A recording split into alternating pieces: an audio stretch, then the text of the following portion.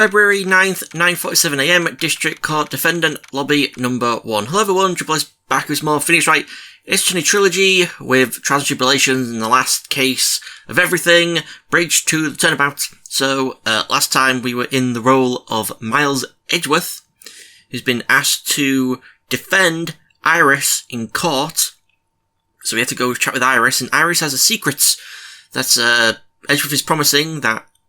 Well, Edgeworth has told Iris to promise that she'll tell Wright what her secret is, because he's still hurting after all these years. 5 years ago, she says, so we'll see how that goes. And also, Edgeworth says he's got a prosecutor lined up for today who won't rat him out as being a prosecutor, so we'll see who that is. I think we can all guess, but let's see. Oh my, Mr. Larice feels that way about me? Apparently, he isn't aware of your real secret at all. This is no time to be embarrassed. I'm sorry. I'm just hardly accustomed to that sort of thing. Worry not, and in any case, whatever it was that he saw on the night of the incident, mark my words, I will drag it out of him. Does that mean Mr. Larice is the witness today? No. I believe that none will be the first to take the stand. Sister Bikini. She claims to have seen the very instant in which you carried out the crime.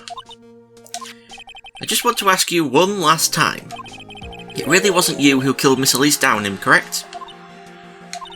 That is correct. It wasn't me. Very well then. Mr. Edgeworth? Yes? You're a prosecutor, aren't you? Are you sure about this, if your true identity is revealed? Don't worry, I've made the necessary arrangements. I see. Iris? It is a prosecutor's job to doubt people. But right now, I am a defense attorney. A defense attorney's job is to believe in people, and to believe until the bitter end. That's what my friend told me once. Mr. Edgeworth, I simply ask that you watch and decide for yourself, whether or not I am fit to do the task I have been entrusted. Very well, sir. I will leave my defence in your capable hands. Also, we're going to get a new judge. February 9th, 10 AM, District Court, Courtroom Number 7.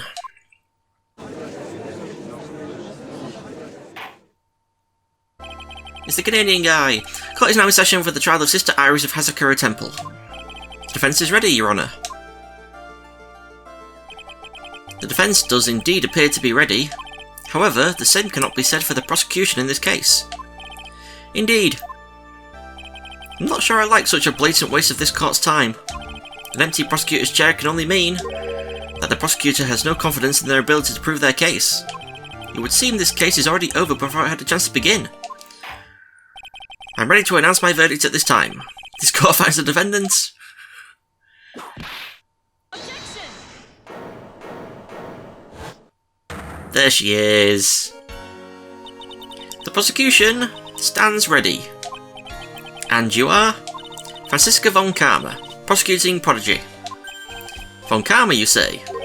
Perchance you wouldn't be of any relation to the legendary prosecutor Manfred von Karma. Legends are a thing of the past. I am a von Karma, that is all. Upon a special request, I flew in today for the purposes of prosecuting this case. You did? Then you must be quite a big shot, eh? By the way, Mr. Edgeworth. Yes, Your Honour? I'm almost certain that I've seen you somewhere before. Or am I just imagining things? You look very much like a prosecutor I met once. I believe you are imagining things, Your Honour. Miss von Karma, do you have anything to say? There is no such weakling as this man among those of the prosecutor's office. There isn't? But I'm sure once before in this courtroom... Ah! I told you, there is no such weakling. What is that? A whip? I'm not sure I care for such a thing in my courtroom. Bailiff, remove that whip at... Hold it! I have no objection to the whip. You don't? The prosecution can wield a whip or drink 17 cups of coffee. But there is still only one truth. That is what I stand here to prove today. This promises to be interesting, Miles Edgeworth. I had expected to face Phoenix Wright here today. But looking at you now, maybe this is what I have been waiting for all this time. Miles Edgeworth, I will not allow this chance to crush you slip through my fingers.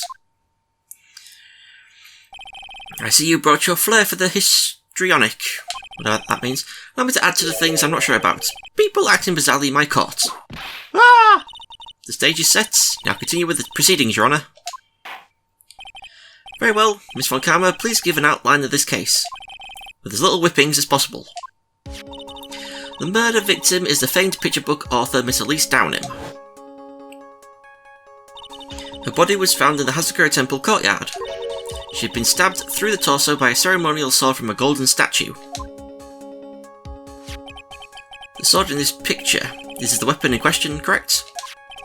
Very well, the court accepts this photo of the crime scene. Crime photo added to the court record. There's no mistake, this was the doing of Sister Iris. After all, there is a witness to her crime. Very well. Please bring this witness to the stand. And so it begins. My first and last trial as a defence attorney. Oh, she's so short. Witness, state your name and occupation, please. Hold on here. I'm not sure about being not sure if I care for this at all. Witness, please stand up nice and straight. If I recall correctly, there are a few milk crates in the defendant's lobby for our back pain plagued witness. God damn it, Edgeworth, you have to talk like that. Bailiff, fetch a crate for this poor lady, please. God, Edgeworth. Once again, your name and occupation, please. Little old me? Well, I'm the head nun of Hazakura Temple on Eagle Mountain. My name is Bikini. You got it? Bikini. Nice to meet everyone.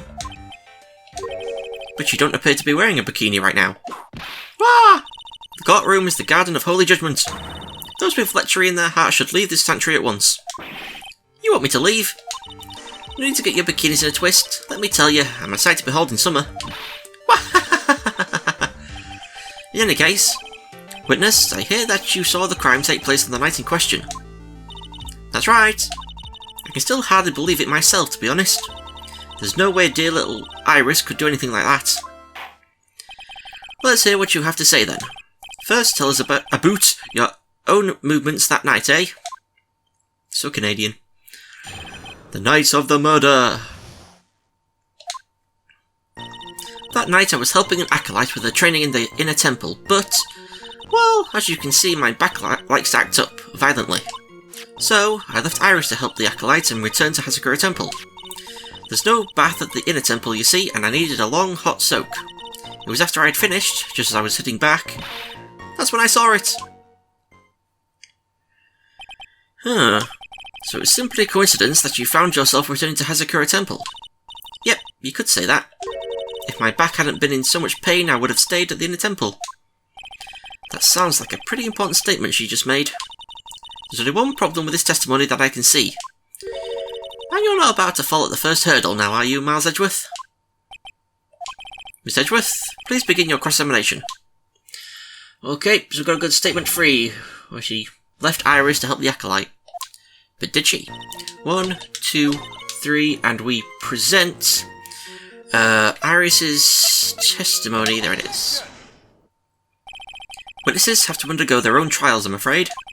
The defendant's fate rests on their powers of observation and memory, after all. Well, don't worry. I'm more than up to the task.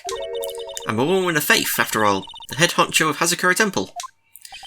In that case, Miss Honcho, I'd like you to explain something for me. The discrepancy between your testimony and that of the defendant, Iris. She claims that after ringing the lights out bell, she went back and stayed in her room. Which means she did not go to the inner temple at all. No! She said that. A defendant or a witness? Who is more likely to lie, do you suppose? The defendant is simply lying to cover her back. But that is completely illogical. The murder was committed in the courtyard of Hazakura Temple. Claiming that she went to the inner temple would make for a much better alibi. But that is odd. Whatever the reason, I can't believe that she would lie. She does indeed have honest eyes. Ah! All people lie. That is my belief. Why am I the only one being whipped in here? Anyway, neither the witness nor the defendant have any reason to lie. Which means, we must call your memory into question. Dear. You're older than me and yet you want to play that game, do you? Well, that isn't exactly what I... My memory is perfect, crystal clear, especially winter. Then I suppose it's too early to end this cross-examination, eh? Mr. Edgeworth, if you are going to question the memory of this witness, you will need to show me a more decisive piece of evidence. Understood, Your Honour. I was naive to think that alone would do the trick. Then please add your comments about Iris to the testimony. Let us return to the cross-examination. That night I was helping an acolyte with the training in the inner temple, but okay, that's not it. I thought that was going to be the statement which you had to talk about. Okay. Oops, no, there it is. Iris came to the inner temple. She was dressed exactly as she had been at dinner. But... Hood. Witness, let's get one thing straight. The defendant whom you claim to have met, she was wearing this demon-warding hood, correct? Of course. That is a very important piece of clothing, I'll have you know. Wait a minute. Objection! Hold it right there. Why do you have that?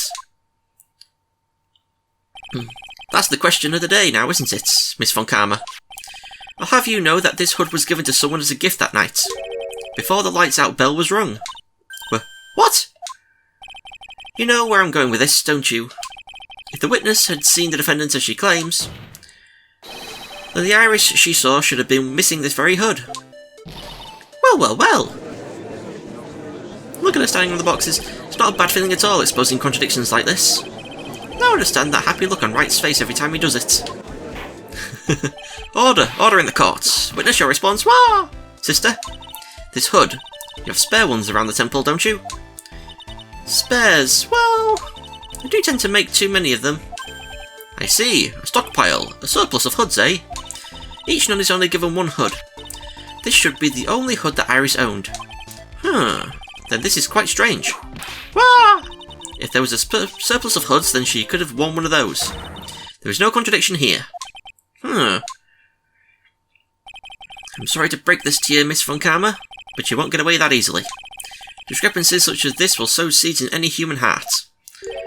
The seeds of doubt. Witness? While I don't wish to call your testimony into doubt, you must give every detail with precision. I'm not sure I'm comfortable with going along with this. Sister, you shall continue with your testimony. Tell us what you saw after finishing your bath on your way back to the inner temple. Those seeds of doubt are sprouting in the judge's heart. They just need a little more stimulation to bear fruit. Contradictory stimulation. After my bath. I finished my bath around 11 and I thought I should return to the inner temple.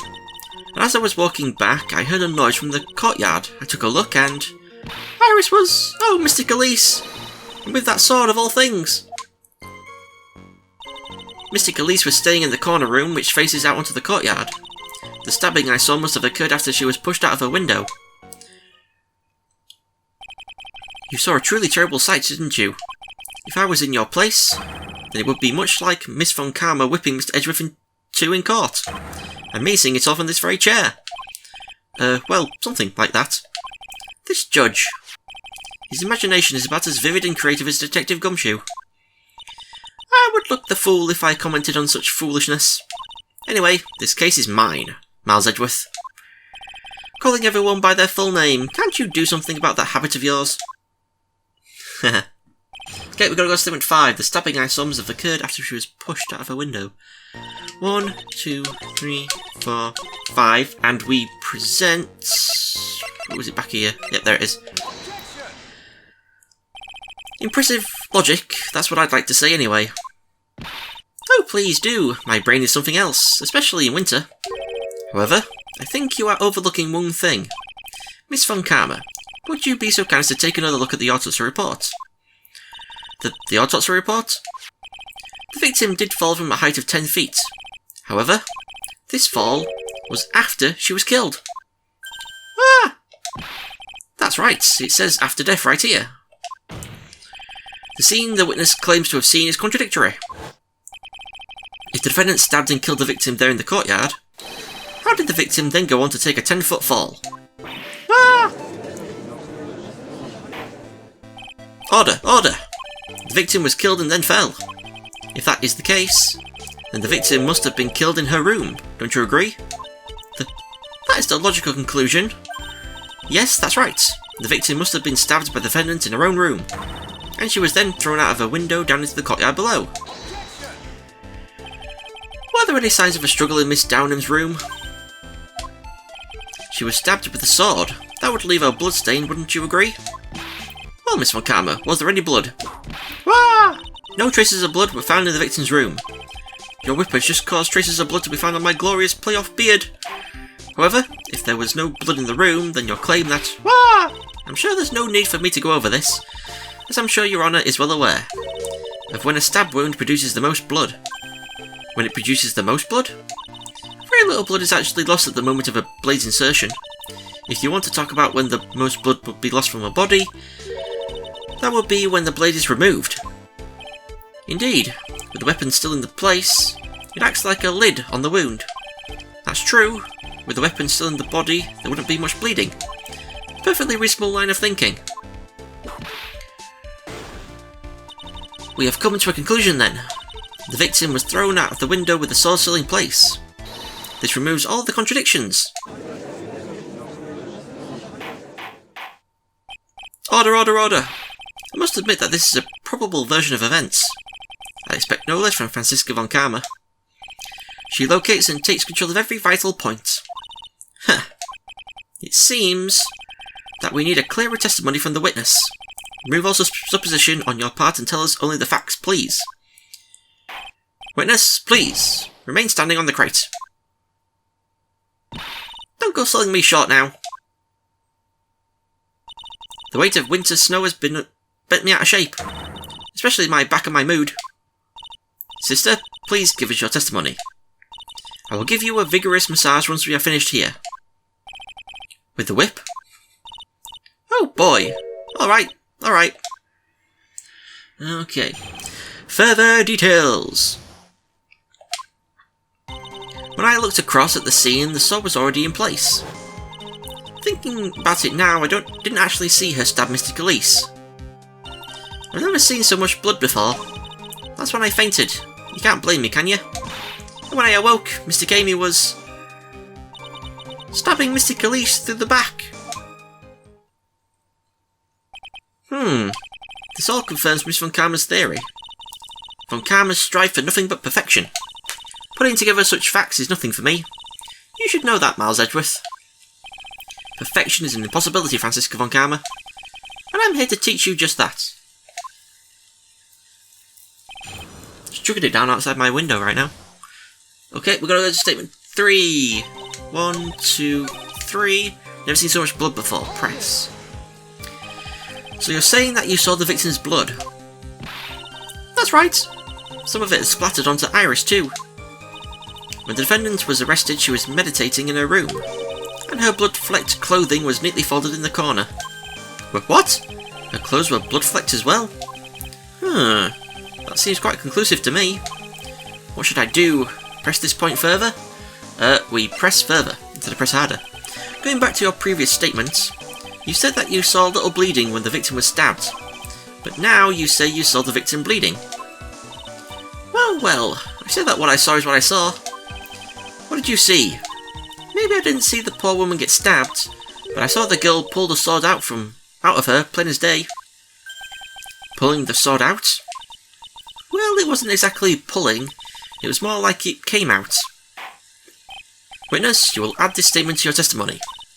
Oh, was that important? More important than you can imagine. Okay, I saw the instant in which the blade plunged into the hilt was smoothly drawn out. With this, we present the SHICHISHITO itself, because... Sister Bikini, you are a reliable witness. At least, I'd like to think so. But there are too many contradictions here. What do you mean? You make it sound as though I'm a liar. But you're a handsome young man, so I'll forgive you. What contradictions are you talking about? In the scene that the witness claims to have seen,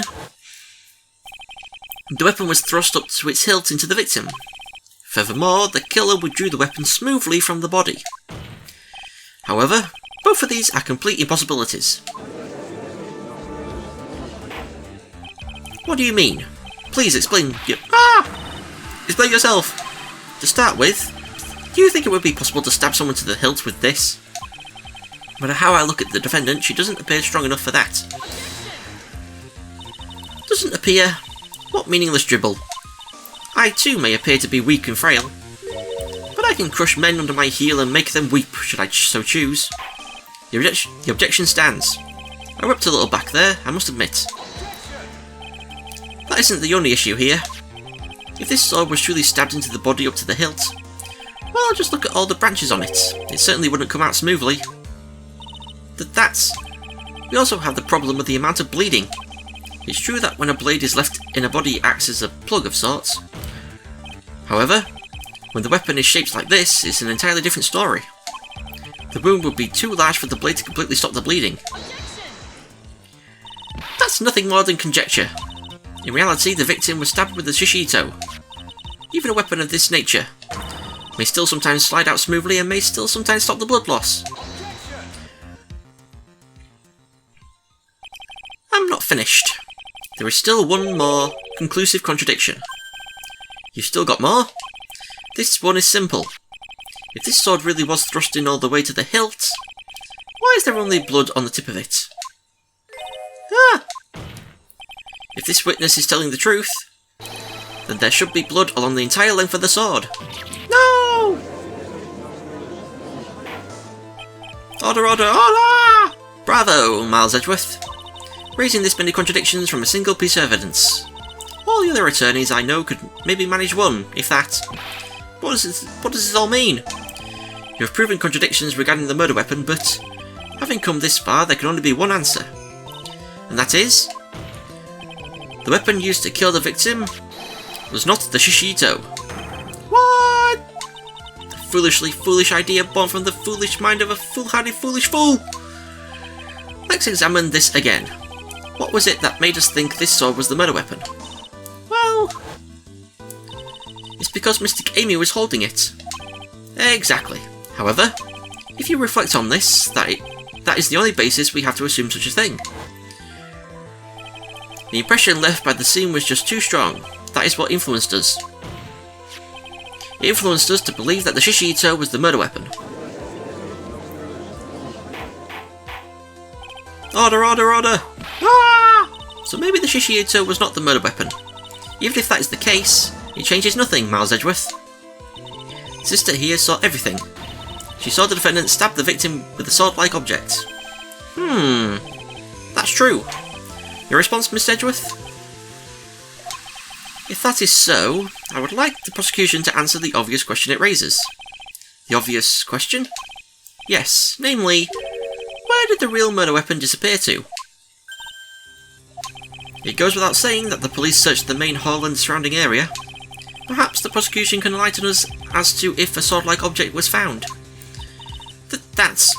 Answer the question, Miss Von Karma. No evidence of that kind was found. Another mystery to throw into the pile. A trial without a murder weapon is a tricky beast. Excuse me, can I say something? I just remembered something, actually. What is it, sister? I was just thinking, it's possible that just maybe what actually happened was, it was just over there. What exactly are you going on about here? The murder weapon, I mean. Maybe. I think I might know where the sword was disposed of. You what? Well then. I think we need to hear testimony from you one more time, sister. Impossible. What else could this old woman have seen? Okay. Location of the weapon. I saw the murder at around 11 PM, and after asking that it be reported, I went out to the main gate. And there I saw tracks that indicated the snowmobile had been used. It takes 15 minutes to walk to Dusky Bridge, but less than 5 using one of those. Maybe they threw the weapon into Eagle River and came back while I was knocked out. Iris could have done that. She can drive a snowmobile after all. That'd be a sight to see. Witness, please tell us everything you know right away next time. Well, I'm not in the best of shape. What with my back and my age, you know. Quite.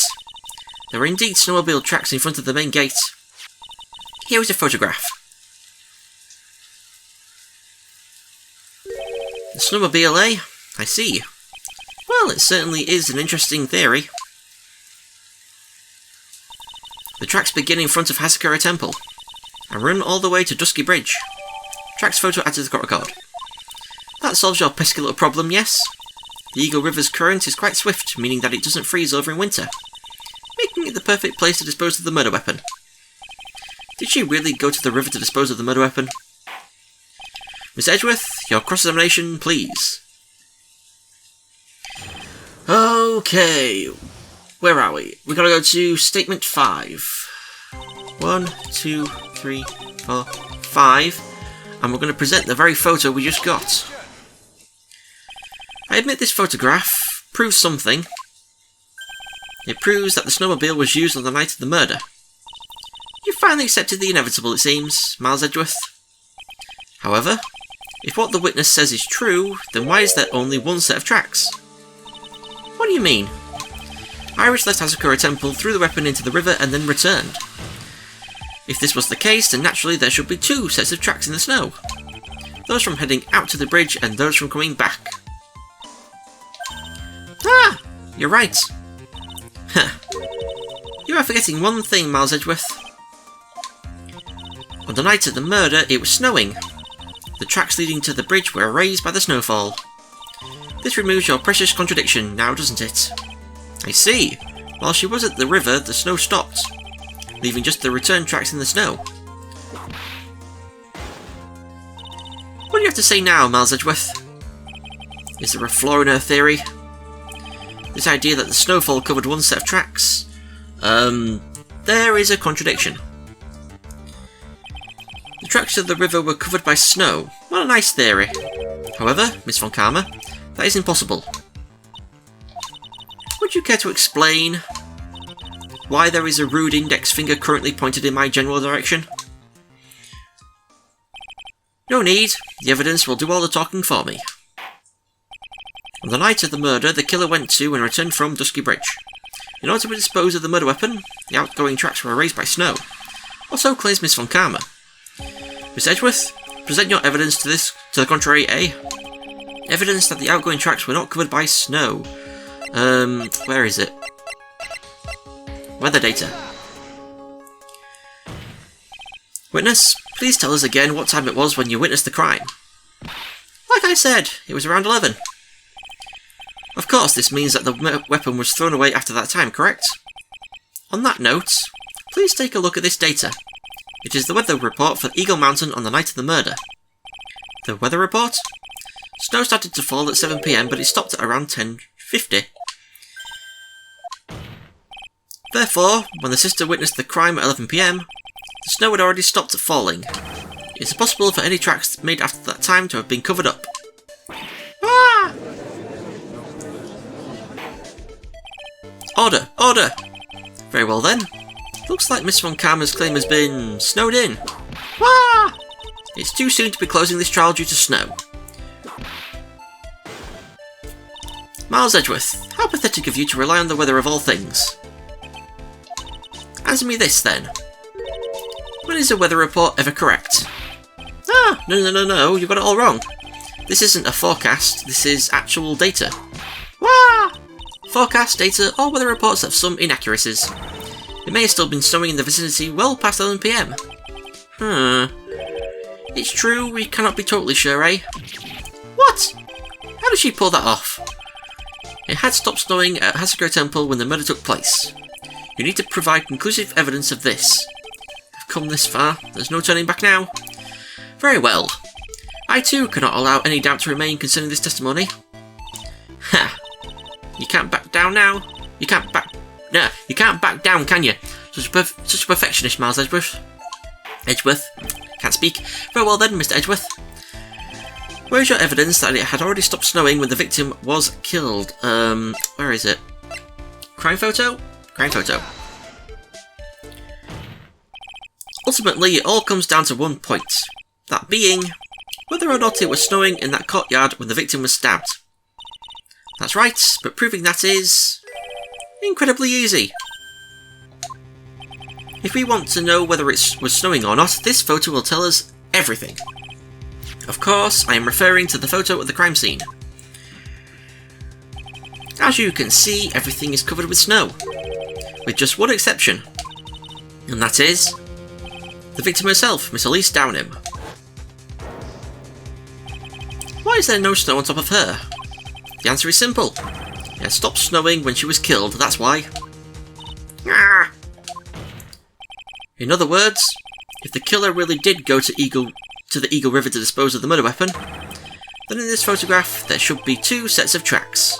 Ah! Order, order! Just what are you... Ah! Just what are you suggesting, Miles Edgeworth? To be honest, I'm not entirely sure myself, but this is simply what all of the facts point to. That night, someone used the snowmobile to leave Hazakura Temple. From the tracks left, it can be understood that they were heading for Dusky Bridge. At that time, it was still snowing. Of course it was, because those tracks were erased by the snow. Then when this person returned to Hazakura Temple, the snow had stopped. Thus, the return tracks remained. Can I say something? This all sounds a bit fishy to me. What does, sister? There is only one key for the snowmobile. Furthermore, on the night in question we know that the defendant had it. The key was found in her room after the murder. Which can only mean that night, Iris used a snowmobile to go to the inner temple. But Iris said that she never went there. I should probably press on this point some more when I get the chance.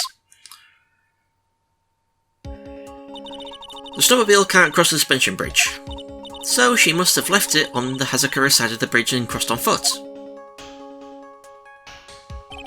That sounds right. But what's odd is when I left Iris and returned to Hazakura Temple,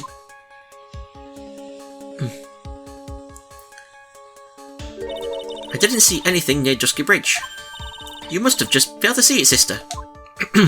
Maybe, but when I made it back to Hazakura Temple,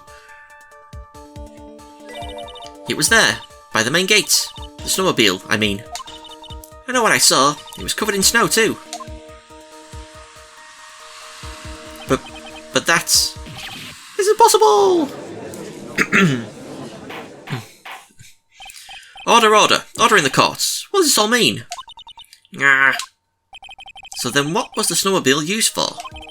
It wasn't taken by the defendant when she went to the inner temple. If it had been, then the witness couldn't possibly have seen it by the gate. Furthermore, it wasn't used by the killer to dispose of the murder weapon. If that was the case, there should be two sets of tracks in this photo. All we know is this. After it stopped snowing, someone used the snowmobile to return to Hazakura Temple. Never thought a simple snowmobile could cause so much trouble. I think we've learned all we can from this witness. Yes, I've nothing more to add. I've told you everything that I know. But then, that still leaves us with the same problem. If only there was someone, a witness who could testify to having seen the snowmobile. A witness, huh? Was there no one out walking perhaps near Dusky Bridge on that night? I don't think that's likely. It was cold enough to freeze your ears off. Only an idiot would go out wandering in that. Unless they had something really important to do. That's a shame. Hold on. Something is coming to me. An idiot may well have gone wandering out on that subarctic night. Your Honour, actually there just might be one individual who may be of help to us. Really? You know of someone who might have seen the snowmobile on the night of the murder? I don't know for sure if he saw it or not, but there are two things about him that do come to mind, which are, first, that he saw something incredible on the night of the murder, and the second being, this individual that I am thinking of went wandering outside on that cold night. In other words, he is a kind of idiot. Mr. Edgeworth, who is this idiot you're talking about? That would be, Larice Downham, or Larry Butts. This guy must be a product of Jean-Luc Deleduc's Guide to Obnoxious French Painting. This is Larry Butts, a disciple of the victim, Elise Downham. Her student? Interesting. And why was he wandering about outside on the night of the murder? That's... I could tell them all about his designs for Iris, but it may cost us his credibility as a witness before I even call him. He is, after all, an artist. He was perhaps searching for something in the snowy scenery that would move him, although I cannot guarantee that this is the reason. And so, this unfortunate, unreliable-looking man, what exactly was it that he saw? I intend to extract that from him right here in this courtroom. Summon this youth as a witness immediately.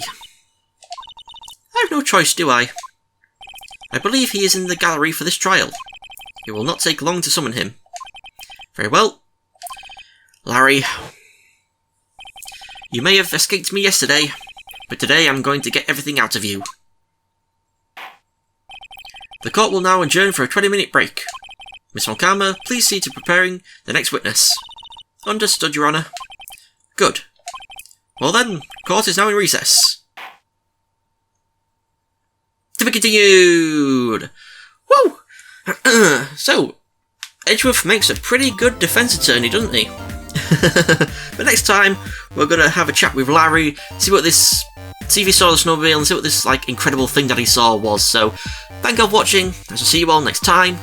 Goodbye.